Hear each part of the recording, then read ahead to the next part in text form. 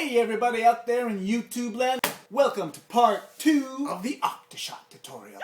In part 1, we dealt with the turret, but this time we're going to be dealing with the triple shot. Now I know many of you have already created a quad shot, but this video is catered towards those who are dealing with their very first triple shot. Let's begin by taking this thing apart. This is a shout out to Shayner and Brad, who were the first to recreate the Octo-Shot since my original video and write-up. Now we'll begin by taking out the guts. The first thing I'm going to take off is the stock. Next, we're going to take off the turret. The next thing we're going to pull off is the rotation slide, the priming bar, and now the plunger tube. And hidden behind here is the catch, the trigger. Next, we'll unscrew the trigger arm. And finally, we'll unscrew the catch spring, also known as a torque spring. Now set those all aside where you won't lose them. Let's deal with fitting our new turret into the shell. You'll notice that the mech is just a little bit too long to fit inside the shell, so we're gonna have to cut it. Make sure the lip of the turret is placed as close to the front of the shell as you can. This stage is very, very important to measure correctly. Measure 10 times, cut once. You really don't have to cut that much off. If you didn't quite cut it enough, just keep using your X-Acto knife to trim it. If you were patient and cut the rotation mech perfectly, when you dry fit the turret to the shell, there shouldn't be any wobble.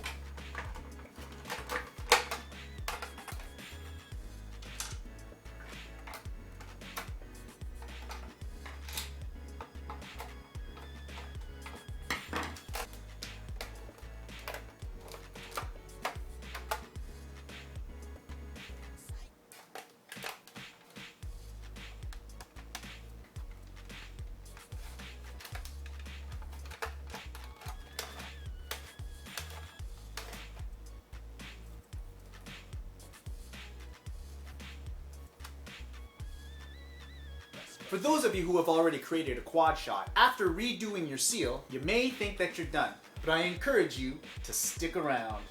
The first thing we're going to deal with is the catch. We're going to glue the catch solid in this position. Take this spring off. It's completely useless. Just like that. We're going to want to hot glue it so it stays in this position. Inside this gap is where you want to put the hot glue. Don't be shy, be generous. Make sure you hold this forward and let it dry. On the reverse side, there's another gap. You're going to want to put hot glue in there too. This part you want to make sure you have it flat. Next, we're going to cut this off flat. Safety first.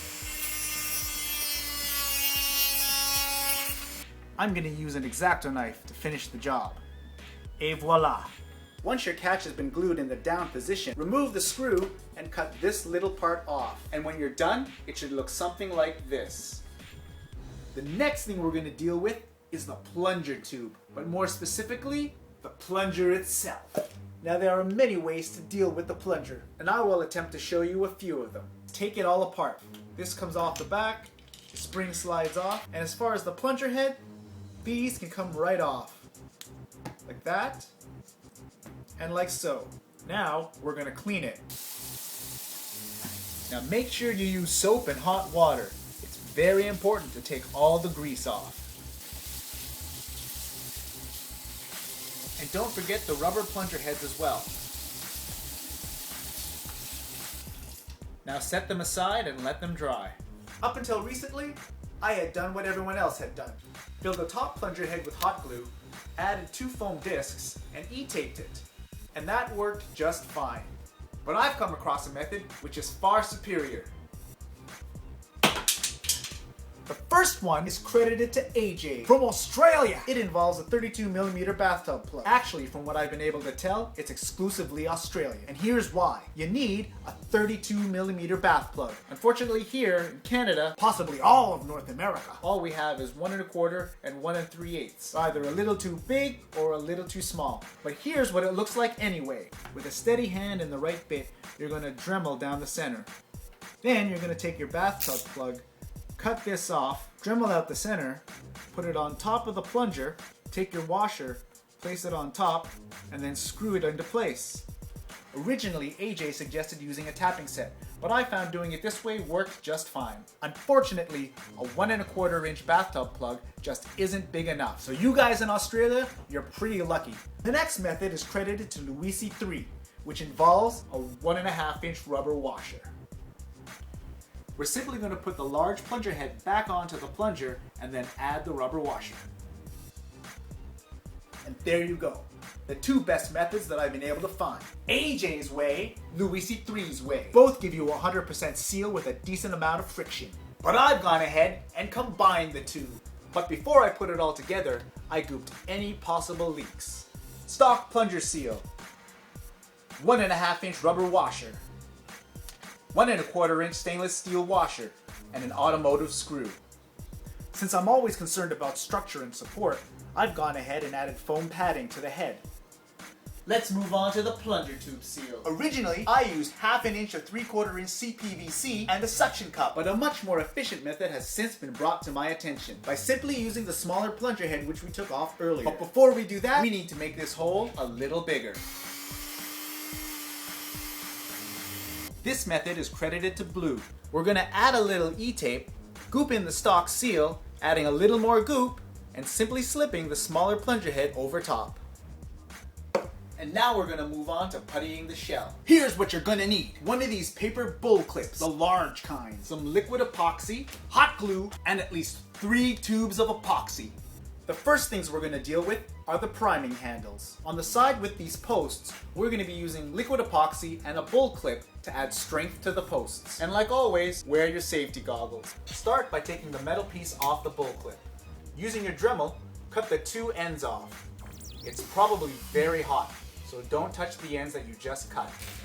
Next, you're going to insert the metal rod into one of the posts and measure it off. Repeat for the other side. And now, using your Dremel, cut it to length. You're going to want to use a set of pliers to hold on to the clip because it's going to get very hot. Now that you have the 2 ends cut to length, we're going to use liquid epoxy to secure them in. Here I'm using a toothpick to stir the epoxy, and I'm also using it to insert it inside the barrels. I'm also going to roll the rods in it before I put them in. Now set it aside and let it cure. While you still have a little bit of epoxy here, use the scrap piece of metal, insert it inside that little notch in your catch, and fill it with the remaining epoxy. Set that aside and let it cure. And make sure you wash your hands thoroughly. This is where it starts to get messy. It's putty time. We're going to be adding putty to this area here, and on this half, this area here. We're adding support to these posts because when you prime the handle, especially with a stronger spring, those posts will push on the edge of these ports and snap it. Trust me, it happened to my first quad shot. Make sure you don't use too much on this half. You still want it to be able to travel without hindrance. And repeat it for the other side against these posts.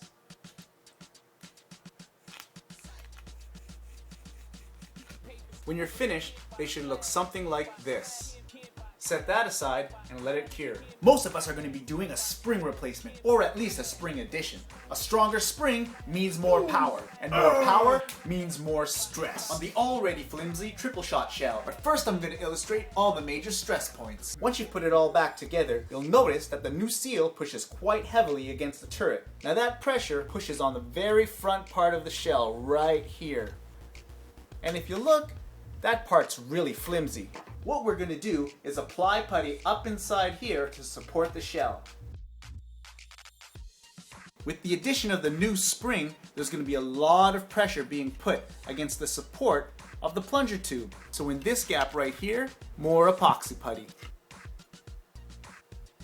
When the rotation bar slides forward, there's going to be a lot of down pressure from the rotation mech, causing a lot of pressure right here. To help support this area, we'll be filling this gap with epoxy putty.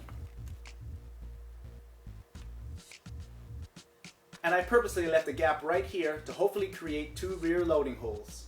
As you prime the plunger back, there will be a lot of stress upwards on this part of the plunger guide. So we're going to apply epoxy putty up here. At the back end of the plunger tube, they'll be stressed right here and around the catch. And we're going to apply some putty right behind here. You don't want to put too much putty, just high enough where it doesn't go past these supports. It should look like this. Test fit it with your catch to make sure it has full range of movement. When you apply putty to this half of the shell, you can be a little more generous. Just don't go higher than this post. For the next application of putty, you're going to need the plunger tube and the catch. You're not actually going to need the plunger for this, so just set it aside. On the back half of the plunger cap, we're going to apply some silicone grease. We're doing this so the putty won't stick. We're also going to apply some to the round half of the catch. We're going to be applying the putty just around this post. When you're done this half, it should look something like this. Make sure you repeat the process for the bottom half. Always test fit to make sure everything works properly. Once you remove the plunger tube, you'll see that it creates a perfect form. After you've repeated the process for the other half of the shell, let's move on to the trigger. We're going to cut this part flush with the rest of the trigger. And when you're done, it should look like this. Apply silicone grease on the bottom and the top of the trigger. First, we're going to be applying the putty right down here.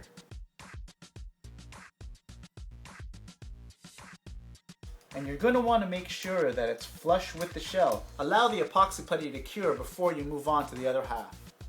When the putty down here has cured, push the trigger all the way back, and we're going to be applying the putty right in here. And when you're done, it should look like this. On the other half of the shell, just do the bottom part. Now the last piece of putty work is going to be adding support behind the trigger spring. Now that the putty work for structural support is complete, let's move on to shell modification. If you look right here at these little prongs, we're going to shave them down till it's flush to the surface. Be careful not to touch the screw ports. Now after we've trimmed this down, we're going to extend this slot all the way to the screw port.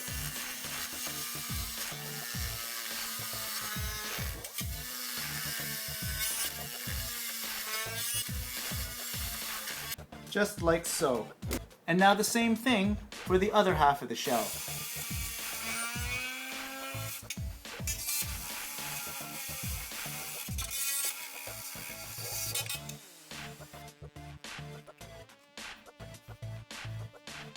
When we extended the priming slot, we need to modify the priming handle so it can slide just a little bit more forward.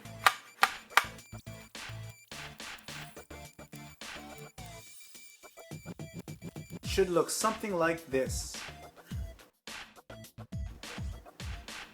When we add the turret and push the rotation bar as far forward as it will go, you'll notice that the priming bar doesn't align all the way. What we have to do is cut this off. Drill a small little screw right behind here and create an epoxy putty wall. We're going to create something that looks like this. When the rotation bar is pushed all the way forward into the turret, you're trying to create a wall right here on the rotation bar. You'll know you have it right when it lines up with this screw port. If you've done it correctly, you should wind up with something that looks like this. I use the screw from a discarded blaster. You want to make sure that it's not too long. After another test fit, you can see how it looks. A little tip before you apply the epoxy: scratch up the surface just behind here so the epoxy putty will have something to grab onto. If you've done it correctly, it should look like this. Right here under the trigger arm needs a little bit of support. As you can see, it's already starting to bend. And we're going to use a scrap piece of plastic. Everybody recognizes this. We're just going to cut it up and glue it on.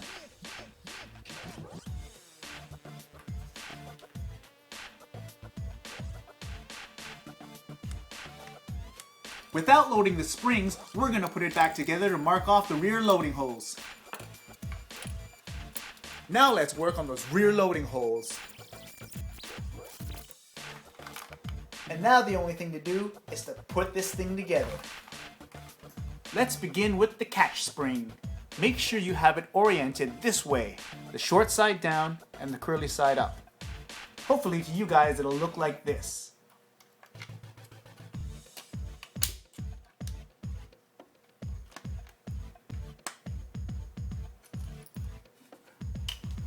should look like this. Next is the plunger tube. Make sure you add silicone grease to the plunger head. Originally on the rotation arm, there was a little spring. We're not going to need it. Now before we add the turret, we're going to add silicone grease all along the surface, as well as along the lip. And don't forget to add some to the plunger seal. Don't forget this spring for the priming bar.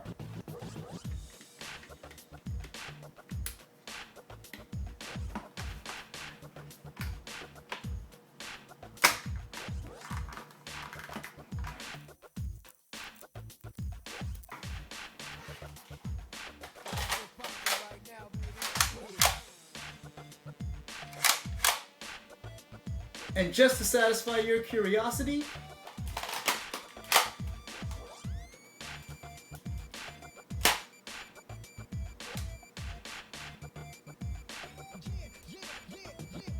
oh yeah! Hey guys, so this is the new Octo-Shot. 4 rear loading holes. I don't really have a target, but I'm going to be firing at my curtain.